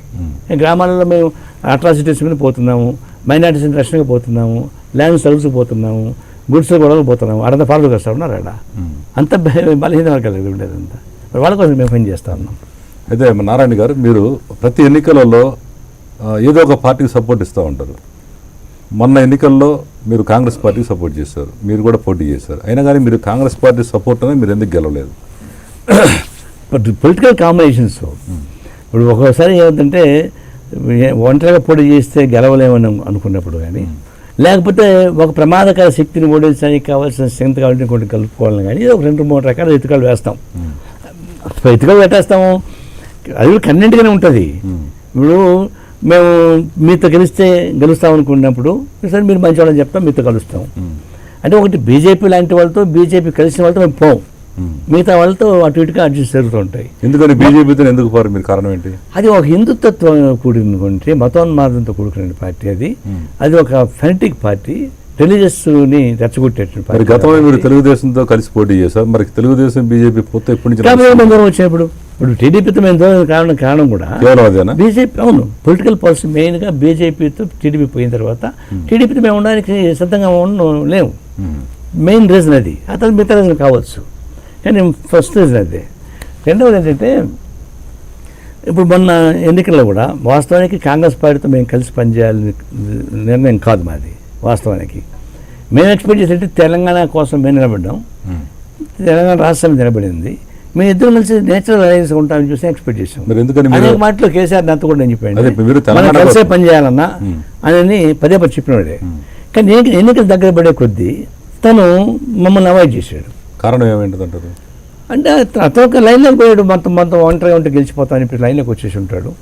రకరకాల దానిలో కార్పొరేట్ కంపెనీస్ కూడా పనిచేసాయి భారతదేశం మొత్తం. ఇక్కడ చెప్పడం భారతదేశం మొత్తం మీద కూడా కార్పొరేట్ కంపెనీస్, ముఖ్యంగా రిలయన్స్ లాంటి కంపెనీస్ కమ్యూనిస్టులు వీళ్ళని సాధ్యమైన వరకు దూరంగా పెట్టాలనే ఒక డెసిషన్ తీసుకున్నారు. అందుకే జయలలిత సిపిఐకి సీట్ ఇస్తామని చెప్పినా కూడా లాస్ట్లో రానికుండా చేశారు. ఒరిస్సాలో మాకు సీట్ ఇస్తామని యాక్సెప్ట్ చేసినా కూడా రానికుండా చేశారు. ఎందుకని కార్పొరేట్ కంపెనీలకి మీ కమ్యూనిస్ట్ అంటే భయం ఎందుకు? భయం కాదు, 1,00,000 కోట్ల రూపాయలు అదనంగా లాగేయాలని ప్రయత్నిస్తే విద్యుత్ దీనిపైన రిలయన్స్ కంపెనీ గ్యాస్ కంపెనీ దీనిపైన ఫైట్ చేస్తే మేము గురుదాస్ గుప్తా పార్లమెంట్లో ఫైట్ చేశాడు, సుప్రీంకోర్టులో వేశాడు, ₹1,00,00,000 పోయినాయి. అలాగా అనేక పద్ధతులు వచ్చాయి. ల్యాండ్ సీలింగ్ యాక్ట్ మీద అట్టే వచ్చింది, తర్వాత న్యూక్లియర్ డీల్ పైన అట్టే వచ్చింది. వీళ్ళందరికీ మా మీద కోపం ఉంటుంది. వీడు ఒకరిలో కూడా మనకు నష్టం ఈ పార్లమెంట్లో అనేటువంటి అభిప్రాయం వచ్చిన తర్వాత వాళ్ళు గట్టిగా ఫైట్ చేశారు. అయినా జనం సపోర్ట్ ఉంటే గెలుస్తాం, కానీ జనం సపోర్ట్ కూడా మాకు తగ్గింది. ఇది ఒకటి. ఇక్కడ ఏమైంది, టీఆర్ఎస్ కాంగ్రెస్ సిపిఐ కలిసి పనిచేద్దామని ఒక డెసిషన్ అనుకున్నా కూడా చివరికి స్లోగా అతను మమ్మల్ని అవాయిడ్ చేశాడు. కాంగ్రెస్ పార్టీ మేము ఇక మాకు వాళ్ళకి అనివార్యమైన పరిస్థితులు కలుసుకోవాల్సిన పరిస్థితి ఏర్పడింది. వాళ్ళకి సపోర్ట్ మాకు కావాల్సి, మా సపోర్ట్ వాళ్ళకి కావాల్సి వచ్చింది. ఆయన పెద్ద సక్సెస్ కాలే. చివరికి మన ఆల్ ఇండియా పార్టీ కూడా ఉన్నారు, అసలు మీరు కాంగ్రెస్ పార్టీ ఎట్టా పోతారు, మీరు తప్పు చేశారు చెప్పి అంటే తప్పును ఒప్పుకున్నాం మేము. అందువల్ల కాంగ్రెస్ పార్టీతో పోవాలని కాదు, పోయినా కూడా తప్పునే ఒప్పుకున్నాం చివరికి. అది నేచురల్గా ఏమంటే టీఆర్ఎస్ మేము కలిసి ఉండాల్సింది, ఆయన మమ్మల్ని అవాయిడ్ చేశాడు. సరే, ఈ రాజకీయ మీరు చూస్తున్నారు కదా, బహుశా ఇవన్నీ ముందే ఆలోచించుంటాడు. వెళ్తూ ఉంటే ఏమైనా చర్చించుకోవాలా, పాడు ప్రదేశం ఏమంత ఎందుకు అనుకుని ఉంటాడు. ఇప్పుడు రాజకీయాల్లో నేను ఒకటి చెప్పాల్సుకుంటే, అవినీతినైనా క్షమిస్తారేమో కానీ జనం అహంభావం క్షమించరు. ఎన్టీ రామారావు గారిని ఎందుకు 5 ఏళ్ళు ఓడించారు? ఆయన చేసిన పనులు చాలా మంచి పని చేశాడు. శాశ్వతంగా ముఖ్యమంత్రిగా ఉండాల్సిన వ్యక్తి అట్లాంటి 5 ఏళ్ళలోనే ఓడించారు. అంటే ఆయనకి ఒక ఏ అహంభావం అయితే రాజకీయాల్లోకి తీసుకొచ్చిందో ఆ అహంభావం రాజకీయాల నుంచి ఆయన ఓడించే పరిస్థితికి వచ్చేసింది. తర్వాత జగన్మోహన్ రెడ్డి కూడా మొన్న ముఖ్యమంత్రి కావాల్సినాడు, కేవలం అహంభావంలో పోగొట్టుకున్నాడు. ఇప్పుడు కేసీఆర్ అహంభావంతో ప్రవర్తిస్తున్నాడు. రాజకీయాల్లో అహంభావం ఎప్పుడు మంచిది కాదు, అది గుర్తుంచుకుంటే మంచిది. ఎవరైనా అయితే నారాయణ గారు, మీరు ఆంధ్రాలో పుట్టారు, ఇక్కడ మీరు మొన్న తెలంగాణ వాదానికి ఎందుకు సపోర్ట్ చేశారు? కారణం ఏంటి? ఎవరు ఎక్కడ పుడితే వాళ్ళని సపోర్ట్ చేయడం సాధ్యం కాదు. మాకు కమ్యూనిస్ట్ పార్టీ రాష్ట్ర కార్యదర్శి, కమ్యూనిస్ట్ పార్టీ రాష్ట్ర పార్టీ కలిసి ఒక డెసిషన్ తీసుకుంది. అది నేషనల్ పార్టీ నుంచి, రాష్ట్ర పార్టీ నుంచి? జాతీయ పార్టీ ఆమోదించిందండి. అది ఇప్పటి నుంచి వచ్చింది కాదు. వాస్తవానికి 1956 ఉమ్మడి మద్రాసు విడిపోయినప్పుడే తెలంగాణ సపరేట్గా ఉండాలనేటువంటి కోరిక ఒకటి వచ్చింది. సరే, అప్పుడు అంతా కలిసి ఒక డెసిషన్ తీసుకున్నాం. కానీ పదే పదే సమస్య వస్తూనే ఉంది. ఇప్పుడు సమైక్య రాష్ట్రం ఏర్పడి మొదలుకొని ప్రతి సందర్భంలోనూ సపరేట్ తెలంగాణ బాగా వస్తూ ఉంది. ఒకసారి సపరేట్ ఆంధ్ర ఉద్యమం వచ్చింది అక్కడ. నేను అప్పుడు గుంటూరు స్టూడెంట్ని. సమైక్యత కోసం కొట్లాడి తలకాయ పగలు కొట్టుకొని గందరగోళం చేసినప్పుడు నేను లేడండి అక్కడ సమైక్యవాదానికి. తర్వాత సపరేట్ లీడర్ అయ్యాను ఇక్కడ, అది వేరు. అట్లా మేము ఒక నిర్ణయం తీసుకుంటే ఫైట్ చేస్తాం. మాకేమొచ్చింది, పదే పదే తెలంగాణ ప్రాంతం సమస్యలు వస్తున్నాయి. ఎన్నాళ్ళు పూడ్చిపెట్టుకునే సాధ్యం కాలే. అది అప్పటికే మేము ట్రై చేసాం. 2000 సంవత్సరం ఏమన్నామంటే తెలంగాణ ప్రాంతం ఇచ్చిన సమస్య వస్తున్నాయి, ఎందుకు వస్తున్నాయని. అయ్యా, ఒక ప్రత్యేక ప్యాకేజ్ పెట్టండి, వాళ్ళకి సపరేట్ బోర్డు పెట్టండి, వాళ్ళ పరిపాలన మేము చేసుకునే అభిప్రాయం కల్పించబడాలా, అట్లా మంత్రి పదవి కూడా ఆ విధంగా డివైడ్ చేయండి అని చెప్తే ఎవరు వినలేదు మా మాట. చివరికి తెలంగాణ వాళ్ళని పెరిగే కొద్దీ మేము ఆలోచించి ఇది రావణాసు ఉడకాసనగా వస్తూ ఉంది, better take a political decision అని చెప్పని అప్పుడు ఉమ్మడి రాష్ట్రంలోనే చర్చించి 3-4 ఏళ్ళు చర్చించాం. చర్చించి చివరికి సపరేట్ తెలంగాణకి ఒక తీర్మానం చేసాం. ఆ తీర్మానం చేసినాక ఆల్ ఇండియా పార్టీకి పంపించాం. ఆల్ ఇండియా పార్టీ ఆమోదించారు. అయితే దీనిలో కాంట్రవర్సీ ఉంది. ఒకప్పుడు ఆంధ్ర ప్రాంతంలో మన సపరేట్ ఆంధ్ర కావాలని కోరుకున్నటువంటి ఆ ప్రాంతంలోనే సమైక్యత ఉండాలనేటువంటి ఉద్యమం బలోపేతంగా వచ్చేసింది ఈసారి. ఎందుకు వచ్చింది? హైదరాబాదు డెవలప్మెంట్స్ అక్కడికి ఇక్కడికి ప్రతి ఊరికి కనెక్షన్స్ వచ్చేసినాయి కదా. ఆ వ్యాపార రీత్యా కానీ, బంధుత్వ రీత్యా కానీ, ఉద్యోగ రీత్యా కానీ, రకరకాల పద్ధతుల్లో ఒక అభినవ సంబంధం ఏర్పడిపోయింది. వీళ్ళేంటి, మమ్మల్ని మీరు డామినేట్ చేస్తారని చెప్పేసి అభిప్రాయానికి వీళ్ళు వచ్చారు. నువ్వు హైదరాబాద్ ఈ చుట్టుపక్కల మేమంతా ఎస్టాబ్లిష్ అయినా కదా అనిపిస్తే వాళ్ళు వచ్చారు. ఆ పద్ధతిలో కొన్ని కాంట్రవర్సీ వచ్చాయి. అయినా సరే మాకు అటువైపు మా మీద వ్యతిరేకత పెరిగింది. తెలంగాణకు అనుకూలంగా డెసిషన్ తీసుకున్నందువల్ల మా మీద కోపతాపాలు ఉన్నాయి అక్కడ. ఇక్కడేమో మాకు చాలా బ్రహ్మాండంగా చేసామని చెప్పారు. కానీ ఏం చేసినా సరే జాతీయ పార్టీగా మాకున్న పరిమితులు తక్కువ, ప్రాంతీయ పార్టీ కూడా కేసీఆర్ పరిమితులు ఎక్కువ. ఏమన్నీ మాట్లాడగలడు, రెచ్చగొట్టగలడు. ఇప్పుడు ఎంపీ రెచ్చగొట్టుకుప్పుడు ఏం చేస్తున్నాడు? రామోజీ ఫిల్మ్ సిటీని 1,00,000 ఎకరాలతో 1,00,000 అరకలు దున్నిస్తా అన్నాడు. ఇప్పుడు పోయి బ్రహ్మాండంగా మాట్లాడుతున్నాడు. ఎందుకని అంటారు? కారణం ఏంటి? రాజకీయ కారణాలు ఇవన్నీ. మోడీకి సన్నిహితంగా ఉన్నాడు రామోజీరావు గారు, ఆయనకు అనుకూలంగా ఉంటే బయట అని చెప్పేసి కేసీఆర్ అనుకుంటున్నాడు, జగన్మోహన్ రెడ్డి అనుకుంటున్నాడు. అంటే ఇవన్నీ రాజకీయాలు ఎవరికి ఉంటాయి? అంత ఈ ఇంటి మీద కాయక ఆ ఇంటి మీద వాడకుండా ఉండేటువంటి శత్రుత్వం నుంచి ఈయన 1,00,000 మడకలు పెట్టి దున్నిస్తా అని చెప్పేసి ఈయన చెప్తే, ఆయన జైల్లో పెట్టేసరి ఆయన చెప్తే, ఇప్పుడు ఇద్దరు కలిసి రామోజీ గారికి పోయి దాసం అని చెప్పేసి చెప్పాల్సిన పరిస్థితికి వస్తాయంటే రామోజీ గారికి మోడీ సపోర్ట్ ఉంది కాబట్టి అసలు రాజకీయ వ్యవస్థ నడుస్తూ ఉంది ఇప్పుడు. అంటే ఇవన్నీ కూడా చెప్పేది ఒకటి చేసేది ఒకటి కనిపిస్తూ ఉన్నప్పుడు దీన్ని ఎట్లా అర్థం చేసుకోవాలా? మేము అది చెప్పలేము. సమైక్య రాష్ట్రం కావాలన్నప్పుడు సమైక్య రాష్ట్రం కొట్లాడినాం. సపరేట్ తెలంగాణ కావాలనుకున్నప్పుడు 23 జిల్లాల్లో సపరేట్ తెలంగాణ కోరినాం మేము. ఇంక ఏ పార్టీ చెప్పలే, ప్రతి పార్టీ ఇటు ఒక మాట అటు ఒక మాట చెప్పింది. మేము ఒక్కడే ధైర్యంగా చెప్పగలిగాం. ఇబ్బందులు వచ్చినాయి. ఇప్పుడు తెలంగాణ అయిపోయిన తర్వాత అసలు ఇప్పుడు ఈ పరిపాలన మీద మీ అభిప్రాయం ఏంటి అసలు? ఇప్పుడు తెలంగాణ మా తెలంగాణ మేమే పరిపాలించుకోవాలి, మా ఆర్థిక వనరులు మేమే పరిపాలించుకొని చెప్పేసి స్లోగన్స్ ఇచ్చి రెచ్చగొట్టినటువంటి ప్రభుత్వమే ఇప్పుడు దానింత స్వస్తికి ఉపన్యాసాల మార్గంలో ప్రయాణం సాగిస్తూ మళ్ళా పాత పద్ధతుల్లోనే భూములు లాక్కోవడం మొదలుకొని అవినీతి మొదలుకొని ఆత్మహత్యలాగా నడుస్తూ ఉన్నాయి. అంటే అప్పుడు మొన్నదాకా ఉద్యమంలో వచ్చినటువంటి అభిప్రాయాలకి ఇప్పుడు తేడా వచ్చేసింది. అంటే ఎన్నికలు అయిపోయినాక ప్రభుత్వం వచ్చిన తర్వాత మారిపోయింది. అదే చంద్రబాబు నాయుడు పరిపాలన కూడా ఎంత అట్టాడది. ఎన్నికల వాగ్దానం వేరు, ముఖ్యమంత్రి అయిన తర్వాత వాళ్ళ పరివర్తన వేరు. ఇప్పుడు వీళ్ళిద్దరికి ఇద్దరు ఇంత కొట్లాడుకుంటున్నారు కదా, కేసీఆర్ చంద్రబాబు ఇద్దరు కొట్లాడుకుంటున్నారు కదా. కాంట్రాక్టర్ ఒకళ్ళే ఇద్దరికి, అనేక రకాల ల్యాండ్ ఇష్యూస్ వరకొని అందరూ ఒకే పద్ధతే. కార్మికుల ఉద్యమం వస్తే ఆడ ఇక్కడ ఒకే పద్ధతిలో ట్రీల్ చేస్తున్నారు.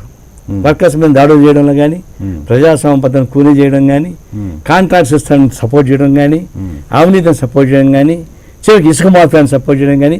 ఏమండి, ఒక ఇసుక మాఫియాకి వ్యతిరేకంగా ఒక ఎంఆర్ఓ ఒక స్త్రీ కొట్లాడితే ఆయన తప్పని చెప్తాడు ముఖ్యమంత్రి. ఎంత ఘోరం ఇది! అంటే ఇసుక మాఫియా గ్యాంగ్ పరిపాలిస్తూ ఉంది, ఇక్కడ సారా మాఫియా గ్యాంగ్ పరిపాలిస్తూ ఉంది. కాబట్టి పెద్ద మార్పు రూపాయికి 100 పైసలే అప్పటికి ఇప్పటికి, అదే మారలే. ఇప్పుడు ప్రత్యేకంగా అంటే మన సపరేట్ ఆంధ్ర అయిపోయిన తర్వాత రాజధానిని అక్కడ సింగపూర్లా చేస్తున్నాడు చంద్రబాబు. దాని మీద అసలు మీ పార్టీ ఎలాంటి సపోర్ట్ చేస్తుంది? ఆయన సింగపూర్ అని చెప్పినా, ఈయన జపాన్ అని చెప్పినా ఈ రెండు మోసపూర్తి మాట్లాడటం ఇంకోటి కానీ కాదు. మనకు మన సొంత స్టైల్ మనకు ఉంది. మనం బిల్డింగ్ మనం కట్టుకోవచ్చు. హైటెక్ సిటీ కట్టుకోలేదా, ఇంకోటి కట్టుకోలేదా? ఇవన్నీ ఈ బ్యాక్వర్డ్ మనస్తత్వం నుంచి వచ్చినటువంటి సూపర్ యాక్షన్స్ ఇవన్నీ. అది మీరు ఎట్లా, ఎందుకంటే ఆయన ఫార్వర్డ్ మనస్తత్వం ఆయన అంటున్నాడు. ఎందుకంటే అందరికంటే అభివృద్ధి మనం చెందాం, మీ ఇంటింటికి వచ్చి రాబోయే రోజుల్లో మీకు అంతా ఇంటికి క్లీన్ చేసి పెడతారు, అసలు మీ కార్లు వాళ్ళకి అడిగి పెడతారు పరిస్థితిలో. అదే ఆయన అడ్వాన్స్ థింకింగ్ నుంచి బ్యాక్వర్డ్ కూడా మన జనాన్ని మోసం చేయడానికి ఉపయోగపడే మంత్రం ఇది. ఇవి మనకేంటి ఓఎమ్మ మనకి సింగపూర్ వచ్చేస్తున్నప్పుడు, సింగపూర్ ఎంత అండి, హైదరాబాద్ సిటీ సగం ఉండదు అది. ఇప్పుడు దాని గురించి నేర్చుకోవాల్సిన అవసరం వచ్చింది. అదంతా కేవలం మన రాష్ట్రాన్ని అభివృద్ధి చేసుకోవడానికి కావాల్సినటువంటి అనేక వనరులు మనకు ఉన్నాయి, శక్తి సమాజాలు ఉన్నాయి, టెక్నీషియన్స్ ఉన్నారు. అది సమస్య కాదు. ఇవంతా ఒక భ్రమలు కల్పించి మనవాడు సింగపూర్ నుంచి తెస్తున్నాడు, అది తెస్తున్నాడు చెప్పేసి అని చెప్తే ఈయన ఏమంటాడు, తిరుమల కొండ కన్నా ఇంకా బ్రహ్మాండం కడతా అని చెప్పేసి అంటాడు. ఇక్కడ ఆయన సింగపూర్ కన్నా ఇంకా బ్రహ్మాండం కడతానని అంటాడు, అంటే హైదరాబాద్ కన్నా ఇంకా పెద్దగా కడతానంటాడు. ఇవన్నీ పోస్కోల్ కబుర్లు తప్పితే వాస్తవ పరిస్థితి కానీ కాదు. ఇది క్యాపిటల్ కట్టుకోవడానికి సింగపూర్ మోడల్ ఎందుకండి మనం కట్టుకోలేమా? హైదరాబాద్లో మొత్తం గవర్నమెంట్ ఆఫీసులు అన్నీ కలిపి లెక్కేసుకుంటే 1,200 ఎకరాల్లోనే క్యాపిటల్ వచ్చేస్తుంది. కానీ నువ్వు 5,000 ఎకరాలు తీసుకో, కానీ 30,000 ఎకరాలు తీసుకొని అది 99 సంవత్సరాల పాటు సింగపూర్ లీజుకి ఇచ్చి నువ్వు డెవలప్ చేయమంటే ఇది రియల్ ఎస్టేట్ వ్యాపారం తప్ప ఇంకోటి కాదు. ఇప్పుడు ఓపెన్గా చెప్పేశాడు, ఈ భూములు వాళ్ళకి ఇస్తాం, వాళ్ళు డెవలప్ చేస్తారని చెప్పేసి అని. నేను ప్రభుత్వాన్ని పరిపాలించమని పిలిపించారు కానీ, ప్రజలు సేవ చేయమని పిలిపించారు కానీ, ప్రభుత్వ ఆస్తులను తనఖా పెట్టి ఆ డబ్బులతో పరిపాలించమని ఎవరు చెప్పలే. ప్రభుత్వ ఆస్తుని తనఖా పెట్టాల్సిన హక్కు ఎవరు ఇచ్చారు మీకు? ఈయనేమో 16 లక్షల ఎకరాల భూమి మేము ఇస్తామని చెప్పేసి ఈయన ప్రకటిస్తాడు, ఆయన అదే విధంగా ప్రకటిస్తున్నాడు.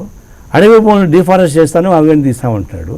అన్ని కార్పొరేట్ కంపెనీలకి ఫారెస్ట్ భూమిని అప్పగించడానికి ప్రయత్నిస్తున్నాడు. ఆడ చింతపల్లి మొదలుకొని ఇక్కడ హైదరాబాద్ అడుగుల దాకా. ఇవన్నీ ఎవడప్పు సత్యపిస్తున్నారు? దానివల్ల ఎంప్లాయ్మెంట్ వస్తుంది కదా మనకి. ఏం ఎంప్లాయ్మెంట్? ఇండస్ట్రీస్ అగ్రికల్చరల్ ప్రొడక్షన్ దెబ్బకొట్టి పరిశ్రమల వల్ల వచ్చేటువంటి ఉద్యోగాలన్నీ అగ్రికల్చర్ ప్రొడక్షన్ వల్ల ఎంతమంది లాభపడతారు లెక్కలు చేయండి. ఇప్పుడు కూడా 1,75,000 కోట్ల రూపాయల నష్టంతో ఎస్సీ జెట్లు ప్రణాళిక వచ్చింది. దాంతో పోల్చుకునే ఎంప్లాయ్మెంట్ ఎంత అంటే దానిలో 1/4 కూడా లేదు. అంటే ఇప్పుడు కూడా అగ్రికల్చరల్ మన అగ్రైన్ కంట్రీ మంది దీనికి మూడు పెట్టించి నువ్వు పరిశ్రమలు పెట్టడానికి ప్రయత్నిస్తే ఎంత ఉద్యోగాలు వస్తుంది దాంట్లో. అందుకు ఇప్పుడు హై టెక్నాలజీ వచ్చేసిన తర్వాత 100 మంది పనిచేసే చోట 10 మందితో పనిచేస్తున్నారు. అందుకే కేవలం ఒక పారిశ్రామిక అభివృద్ధి పేరుతోటి, ఉద్యోగాల పేరుతోటి దానిలో అనేక కిక్ బ్యాక్స్, అవినీతి. రేపు రాబోయే రోజుల్లో కూడా ఒక పెద్ద 1000 కోట్ల రూపాయల పరిశ్రమ ఉంటే ఒక 100 కోట్ల రూపాయలు లంచం ఇవ్వగలడు. ఈ 10,000 ఎకరాల భూమి ఉన్నా వాడు 10,000 రూపాయలు లంచం ఇవ్వలేడు రైతు, కానీ వాడు బాగా బతుకుతాడు, వీడు బతకనివాడు. ఇవన్నీ ఒక లాభసాటి బేరాలతో రాజకీయాలు వచ్చిన తర్వాత అదే ప్రకారం ఆలోచిస్తున్నాడు. అంతేగాని సామాజిక దృక్పథం ఆలోచించడం లేదు. ఇప్పుడు ప్రధానంగా ఈ రైతు ఆత్మహత్యలు విపరీతంగా పెరిగిపోతున్నాయి, ఆంధ్ర కానీ తెలంగాణ కానీ. దీనికి మీరు ఇచ్చే సలహా ఏంటి అసలు? ఇప్పుడు వాళ్ళకి భ్రమలు కల్పించారు, ఆశలు కల్పించారు. మీకు అన్ని రుణాలు రద్దు చేస్తూ ఉన్నారు, పంటలు ప్రొటెక్షన్ ఇస్తామని చెప్పారు. ఆచరణకు వచ్చి ప్రకటించినటువంటి రుణాల రద్దు అనేక మడత పేజీలు వచ్చేసాయి. ప్రైవేటు లోన్లకు పోయారు. ప్రైవేట్ లోన్ 2 రూపాయలు, 3 రూపాయలు, 5 రూపాయలు వడ్డీ లేక తీసుకున్న తర్వాత వాళ్ళు ఒత్తిడి చేయడం మొదలుపెట్టారు. ఇంకో పక్క నీకు కరువు పంటను చెడిపోతే క్రాప్ సిస్టమ్ లేకుండా పోయింది. ఆ పారిశ్రామిక సంబంధించిన ఇబ్బంది వస్తే ఇన్సూరెన్స్ బాగానే వస్తూ ఉంది. పంటల్లో బీమా పథకం మనకు అమలు కావడం లేదు. సరే, ఒకవేళ పంట వస్తే గిట్టుబాటు ధరలు రావడం లేదు. వాళ్ళు పండించిన పంట గిట్టుబాటు ఎక్కడ వస్తూ ఉంది, అది రావడం లేదు. అందువల్ల మన అగ్రికల్చర్ అంటే వ్యవసాయ ఆధార రాష్ట్రం కాబట్టి వాళ్ళకు ఉపయోగపడేటువంటి రక్షణ ఇవ్వకుండా చివరికి వాళ్ళకి ఇచ్చిన హామీని కూడా ఎగ్గొట్టిచ్చేస్తే పోతారు. ఇప్పుడు దాదాపుగా ఈ చంద్రబాబు నాయుడు గవర్నమెంట్ వచ్చినాక 25,000 కోట్ల రూపాయలు పారిశ్రామికవేత్తలకు పరుసగా ఇచ్చాడు. మరి రైతులకు ఇచ్చే కాడికి మేము అంత డబ్బులు ఇవ్వలేము, మా వల్ల కాదని చెప్పేసి కంపార్ట్మెంట్లో సిస్టమ్ పెడతా ఉన్నాడు. అలాగే రైతు రుణాలు చాలా రద్దు చేసి చాలా తీర్చాడు కదా ఆయన బ్యాంకులు. అది చెప్తున్నా, ఆయన చెప్పిందంటే మేము మొత్తం రద్దు చేస్తామని చెప్పాడు. కానీ ఎప్పుడేమన్నాడు, మేము 1/4 లాగా చేసుకుంటా వస్తాము, అది కూడా మేము 1,50,000 పైన మేము కట్టాం, అంతకంటే మేము మీ తండ్రి పడుకోండి అని చెప్పి అన్నాడు. కానీ బ్యాంకు వాళ్ళు ఏమంటున్నారు, మొత్తం డబ్బులు కట్టే తప్ప మీకు మళ్ళీ లోన్ ఇవ్వమంటున్నారు.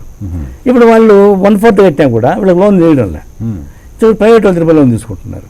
వాళ్ళు వచ్చి ఆత్మహత్యలు చేసుకుంటున్నారు. తెలంగాణలో కూడా అంతే, కంపార్ట్మెంట్లోకి వచ్చింది, స్వస్థ లేదు. ఆ టైంలో ఏం చేశారు, డబ్బులు లేకపోయేటికి ప్రైవేట్ లోన్స్కి పోయారు. పంటలు దెబ్బతిన్నాయి, వర్షాలు లేకుండా పోయినాయి, నష్టం వచ్చింది. మీరు చెప్పే దాన్ని బట్టి దీనివల్ల వాళ్ళకి లాభం కంటే నష్టం ఎక్కువ జరిగిందంటారు. అవును, ఎప్పుడు రైతులకు నష్టం జరుగుతుందండి. మనం ప్రొడక్షన్ ఇచ్చినప్పుడు ఉదాహరణకి మదనపల్లి ఆ ప్రాంతంలో 1 కేజీ టమాటో పావలకు కూడా అమ్మడానికి చాలా లేని పరిస్థితుల్లో ఇక్కడ 10 రూపాయలు అమ్ముతా ఉంది. మరి ఏడ కోఆర్డినేట్ చేస్తారు? అట్లే జొన్న రైతులు నిజామాబాద్ జిల్లాలో అమ్ముడు పోక ఆత్మహత్య చేసుకుంటున్నారు. మనం పండించిన పంట వేరుశనగ లేకుండా చేస్తున్నారు. అంటే పండించిన పంట సరైన గిట్టుబాటు లేకుండా వచ్చే సమస్య ఒకటి వస్తూ ఉంది. వాళ్ళు రక్షించలేకుండా పోతున్నారు. కార్పొరేట్ కంపెనీస్ ద్వారా వచ్చి సీడ్స్ సప్లై చేస్తున్నారు. ఆ సీడ్స్ కల్తీ వస్తున్నాయి. కల్తీ వస్తుంటే ఆ మొనోపలి కంపెనీ మీద యాక్షన్ తీసుకోవడానికి వీళ్ళు ధైర్యం లేదు. రైతు అన్యాయం జరిగిపోతూ ఉన్నాయి. నేనే వీళ్ళు కోదాడంతా పోయి తీసుకొచ్చి చూపించాను ప్రతి సంబంధించి. అంటే ఒక విధంగా రైతులను రక్షించడంలో ప్రభుత్వాలన్నీ కూడా ఫెయిల్ అవుతున్నాయి. పారిశ్రామిక పద్ధతుల్లో మొనోపలి క్యాపిటల్లో కార్పొరేట్ కంపెనీస్కి దాసోహంగా ఉంటున్నాయి. వాళ్ళకు అనుకూలమైనటువంటి విధానాలు తప్ప రైతులకు అనుకూల విధానాలు లేవు. నీకు ఒకే ఎగ్జాంపుల్ చెప్తున్నా. 180 మంది పార్లమెంట్ సభ్యులు రైతుల నుంచి గెలిచిన వాళ్ళే. 120 మంది బహుశా అర్బన్ నుంచి గెలిచి ఉంటారు. కానీ పాలసీ మొత్తం రైతుకి వ్యతిరేకంగా పాలసీ డిసైడ్ అవుతుంది. దానికి వాళ్ళు ఓటేస్తారు. రిలయన్స్ వ్యతిరేకంగా ఓటు వేయగలరా? రిలయన్స్ అనుకుంటే మనిషి శంకాన్ని మార్చేసాడు, ఆయనకి ఇబ్బంది వచ్చిందని. జైపాల్ రెడ్డి మార్చేసాడు. అట్లా కూడా కంపెనీ వాళ్ళు మార్చేస్తారు. ఇప్పుడు ఆయన గ్యాస్ కంపెనీకి సంబంధించి వాళ్ళు అనుకున్న 8 క్యూబిక్ మీటర్కి ఇవ్వలేదని చెప్పేసి జైపాల్ రెడ్డి మార్పిచ్చేశారు. మనిషి శంకర్ దానికి యాక్సెప్ట్ చేయలేదు, గ్యాస్ దానికి మార్పిచ్చేశారు. సెంట్రల్లో మంత్రులను సైతం వాళ్ళ కంపెనీలకు అనుకూలమైన పద్ధతుల్లో పాలసీ లేకపోతే మంత్రులు మార్చేస్తున్నారు వాళ్ళు. ఆ పద్ధతిలో పార్లమెంట్ నడుస్తుంది ఇప్పుడు. లేకపోతే 180 మంది చనిపోయి ఎందుకైనా పార్లమెంట్ సభ్యుడు అయింది, ఆడిపోయి న్యూక్లియర్ ప్లాంట్కి ఓటు వేయడం ఏంటి? అదేం సంబంధం మనకు? ఇవ్వలేదు తప్ప రిలయన్స్ గ్యాస్ కంపెనీ వాళ్ళకి అనుకూలంగా ఓట్లు వేయడం ఏంటి?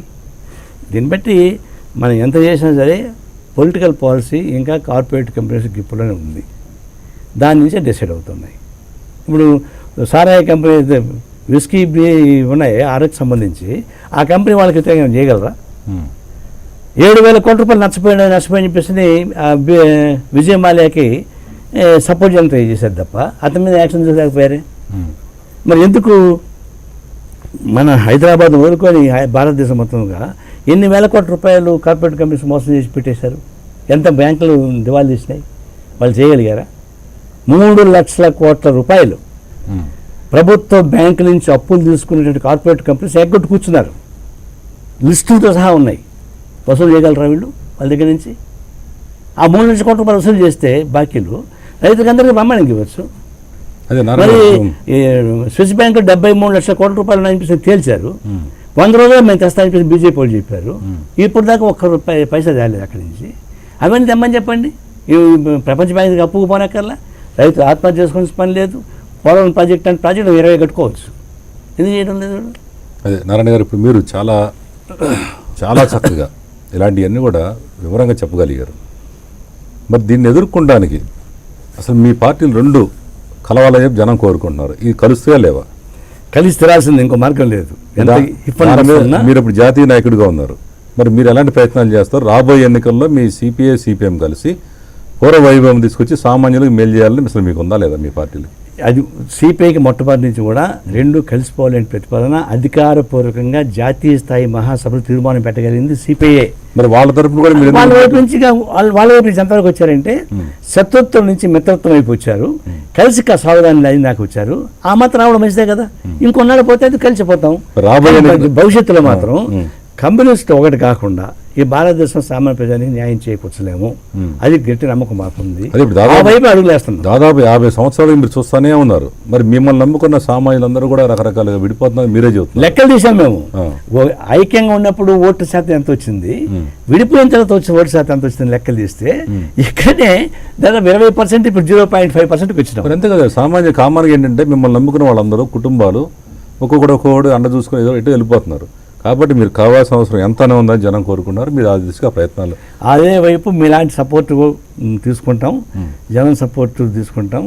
మేము కూడా రిలైజ్ అయినాం భవిష్యత్తులో కమ్యూనిస్టులు ప్రథమ ప్రాధాన్యత ఒకటి కావాలి. ఆ తర్వాత మిగతా ఫోర్స్ కొంచెం ట్రై చేసుకోవాలి తప్ప మనం వదిలిపెట్టి ఇంకొకటి నేల విడిచి సాగు చేయడం మంచిగా చెప్పేసి నిర్ణయానికి వచ్చాం. ఇంకా అమలు చేసే క్రమంలో ఉన్నాం. చివరిగా ఒక ప్రశ్న అండి మీకు. అసలు మీరేంటి ఆ చికెన్ గొడవ ఏంటి? అందరూ చికెన్ నారాయణ అసలు ఈ చికెన్ గొడవ ఏంటి? అసలు అది కూడా ప్రకాశించి వచ్చింది ఆ గొడవ. చిన్నగంజాంలో భూపోరాటం కోసం వెళ్తున్నప్పుడు మార్నింగ్ టిఫిన్ చేసి పోండి అన్నారు వాళ్ళు. టిఫిన్ పోతే ఇడ్లీ చికెన్ పెట్టారు. ఇడ్లీ చికెన్ పెట్టారంటే మీకు ఇష్టం అంటే చిత్తూరు జిల్లా మేము తింటాం, రాయలసీమ. సరే మాతో పాటు ప్రెస్ రిపోర్టర్స్ అందరూ బాగా తిన్నారు. తిని మరుసటి రోజు తిన్నోళ్ళే రాశారు.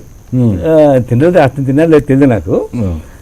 నేను 20 కిలోమీటర్ల పాదయాత్ర చేసి దాదాపు 5-6 వేల మంది మొబైలైజ్ చేసి భూమిని ఆక్రమించి పబ్లిక్ మీటింగ్ పెట్టి గాంధీ దండ వేసి దండం పెట్టుకొని వస్తే మసలు ఇదంతా పోయింది. నారాయణ గాంధీ జయంతిలో చికెన్ తిన్నాడని పెద్ద ఫోటో ఒకటి వేశారు. నా ఉద్యమంతో ఎగిరిపోయింది. అంటే మా ఉద్యమాలు ఎట్లుంటే చూడండి, మేము చేసే ఉద్యమాన్ని పక్కన పడేసి మేము చేసే సెటైల్ని సిస్టమ్ ముందర పెట్టి అటువైపు నాన్ సీరియస్ అని ట్రై చేస్తారు తప్పితే మేము చేసే సీరియస్ ఉద్యమానికి ప్రతిబింబం చేయరు. అది ఉద్దేశపూర్వకమే కావాలని చేస్తారు. అంటే పాపులారిటీ వస్తుందని అనుకోవచ్చు, అది వేరు. అప్పుడు తెచ్చిన నిజమే కదా, గాంధీ జయంతి రోజు తినడం తప్పే కదా మంది అని చెప్పేసి అని సరే 1 year దాకా నేను తినబోయే పనిష్మెంట్ తీసుకున్నా. నాకనే పనిష్మెంట్ తీసుకుంటా. ఈ 1 year నేను ఎక్కడికి పోయినా నన్ను కాపలాగాడమని అని పెట్టారు. గాడం తింటాడేమో చూద్దాం సినిమా ఫోటో తెద్దామని. నేను మిర్యాలగూడలో ఒక మారుమూల ప్రాంతానికి పాదయాత్రకు పోయి ఒక గ్రామంలో అన్నం తింటుంటే వాళ్ళు 8 రకాల నాన్ వెజ్ చేశారు వాళ్ళు. నాకు ఉదయం సాంబార్ పోయినా చాలన్నా, సాంబార్ లేదన్నారు. రసం పోయినా చాలని చెప్పాను. ఎవరు లేరండి ఇక్కడ ప్రెస్ వాళ్ళు, తినండి పర్వాలేదు, తలుపులంతా వేసేసినాం కదా, ఈ మారుమూల కదా అన్నారు. అయ్యా నాకు నేను పనిష్మెంట్ పెట్టుకున్నా, గవర్నమెంట్ పెట్టిన పనిష్మెంట్ కాదు ఇది, కాబట్టి నాకు వద్దు, నాకు రసం ఉంటే రసం కానీ మంచినీళ్ళు పోయండి గుప్పేసుకొని తినిపోతా అని చెప్పాను. ఇప్పుడు చికెన్ అప్పుడు ఒక ప్రెస్ రిపోర్టర్ అయ్యప్ప భక్తుడిగా వచ్చాడు. స్వామి వచ్చి ఏంటి సార్ మీరు మమ్మల్ని ఇబ్బంది పెడతానంటే వచ్చాడు. ఏమంటే మీరు ఎట్టో ఒకసారి ఇక్కడ చికెన్ తింటారు కదా చెప్పేసి వస్తుంది సార్, మా వాళ్ళు పంపించారు, మీరు తినలేదండి అంటే నా టైం అంతా వేస్ట్ అంటాడు వాడు. అప్పుడన్నా నా కోసం ఉండలే అని చెప్పి ఆ విధంగా కొస. ఇప్పుడు చివరికి తానాకు పోయా, పనిష్మెంట్ అయిపోయింది. అప్పటికి వెళ్ళి అదేంటే నాకు క్యూలో పోయి అన్నం పెట్టుకోవడం నాకు ఇష్టం ఉండదు. ఏడ ఫ్రీక్వెంట్ ఆడ పోయి ఏది పెట్టి అది తీసుకుంటా.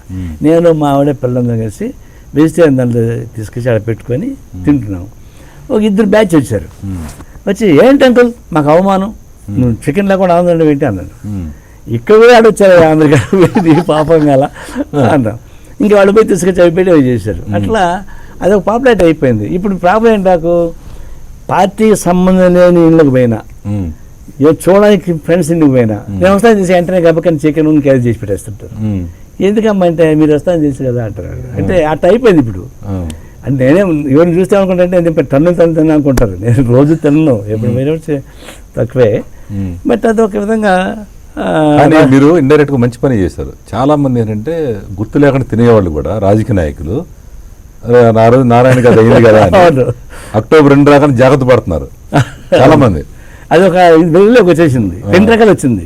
గాంధీ జయంతి రోజు నాన్ వెజ్ తినకూడదు అనేది ఒకటి వస్తే, ఇడ్లీ చికెన్ కాంబినేషన్ ఉందని కూడా తెలుసు అందరికి. చాలా మంది అన్నారు మాకు కొత్త తింటాం బాగానే ఉంది ఇదంతా అని చెప్పాను. రాయలసీమ రుచులని చూపెట్టారు అందరికి. ఎనీహో చాలా సంతోషంగా ఉంది మన నారాయణ గారు మీతో ఈరోజు మేము కలవటం. మా ప్రేక్షకులందరూ కూడా మీరు ఇంకా 65 సంవత్సరాలని తెలుసుకున్నాం మీకు. మీరు ఎట్లాగే అష్టైశ్వర్యాలతో ఆయురారోగ్యాలతో ఉండాలని కోరుకుంటూ థ్యాంక్ యూ వెరీ మచ్ అండి. ఇది ఈరోజు హాట్ సీట్ కార్యక్రమం. తిరిగి వచ్చేవారు మరొక విశిష్ట వ్యక్తితో కలుద్దాం.